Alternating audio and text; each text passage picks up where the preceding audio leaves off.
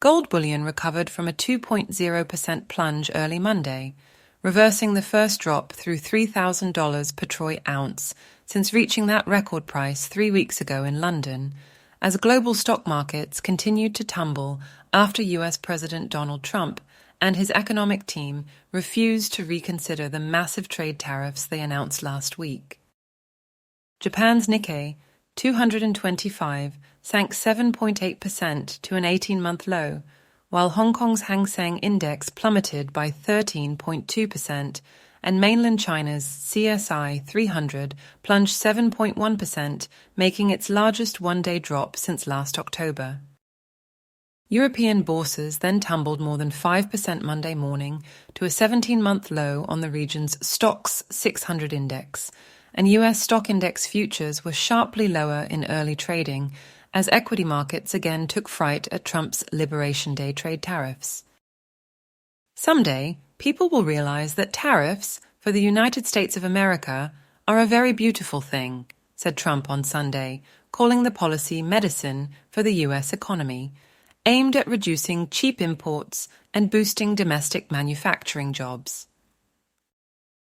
"I see no reason that we have to price in a recession," said Trump's Treasury Secretary Scott Bessent separately.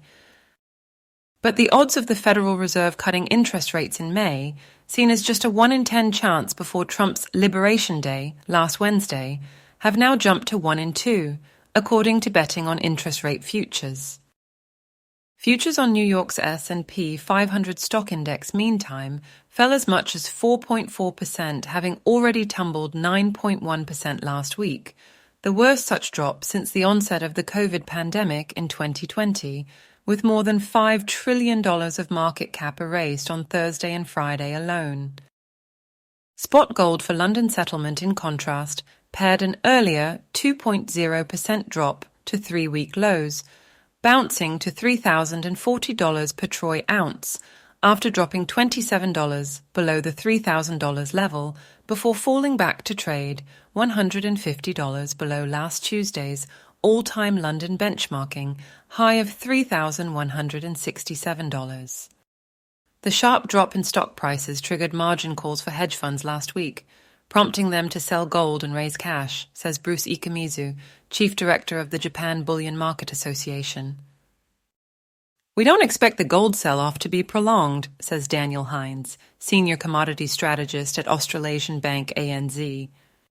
Prices for silver, which finds nearly 60% of its annual demand from industrial uses, today recovered an earlier drop of 4.3% to 7-month lows, rallying back above $30 per troy ounce.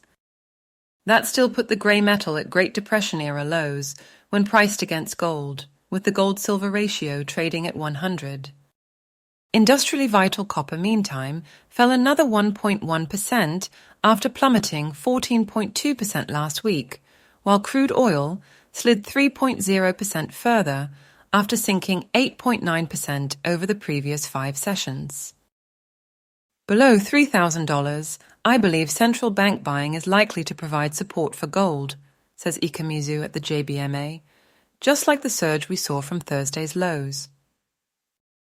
The People's Bank of China added 3 tons to its gold reserves in March to 2292 tons, the 5th consecutive month of reported purchases, according to data published by the State Administration of Foreign Exchange in China.